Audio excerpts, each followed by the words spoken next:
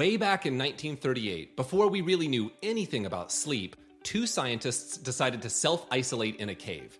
They ventured 140 feet underground to see, in the total absence of sunlight and temperature changes, whether they could follow a 28-hour day. After a week, one scientist could, while the other could not.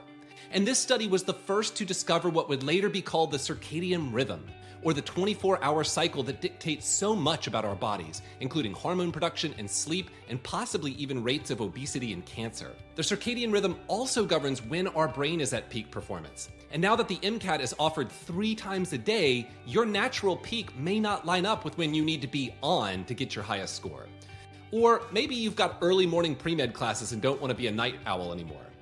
Hey Savvy Pre-Meds, Rob here. So you want to change your circadian rhythm and you don't have a cave nearby. How do you do it? Let's start with Zeitgebers.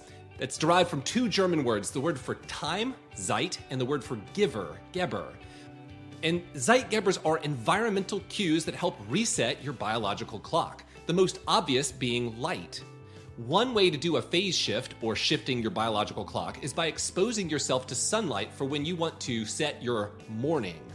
If you're trying to wake up earlier, get outside as early as possible. Now that it's summer, you can go for an early morning walk. If you're trying to phase shift later, then get some blackout curtains and don't go outside until, after lunch.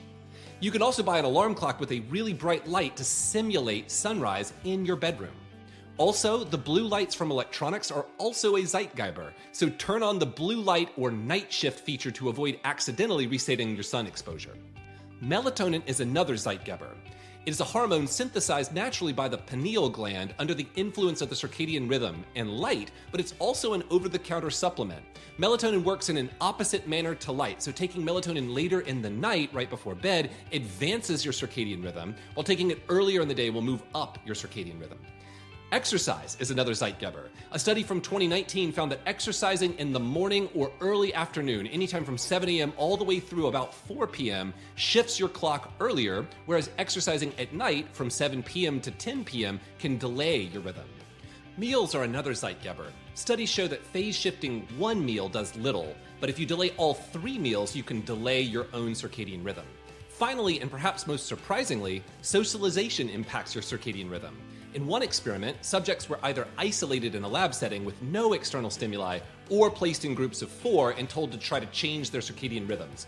Groups were better able to regulate their circadian rhythm than individuals. So if you're trying to change a habit, whether that's dieting, exercise, or, phase shifts, then find yourself a circadian rhythm buddy.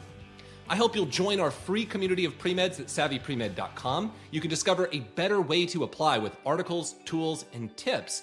If you found this video useful, be sure to subscribe for new videos every week.